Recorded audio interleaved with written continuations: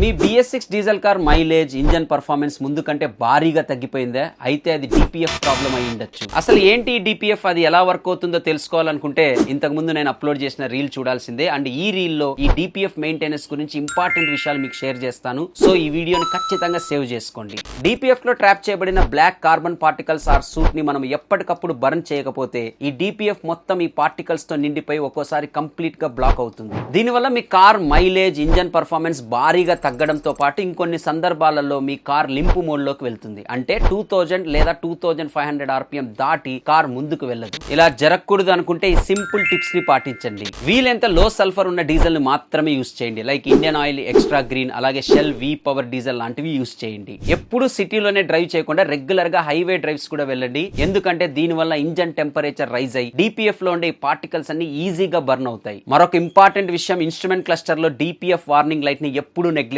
చేయకండి. ఫైనల్ గా మీ కార్ ని సర్వీస్ కి ఇచ్చినప్పుడు ఖచ్చితంగా DPF కండిషన్ కూడా చెక్ చేయమని చెప్పండి. ఈ టిప్స్ ని పాటించడం వల్ల DPF ఎలాంటి ఇబ్బంది లేకుండా వర్క్ అవుతుంది. లేదా కొన్ని సందర్భాలలో మీరు యూస్ చేసే కార్ ని బట్టి 50,000 నుండి 2 lakhs వరకు ఈ DPF మీద ఖర్చు పెట్టాల్సి ఉంటుంది.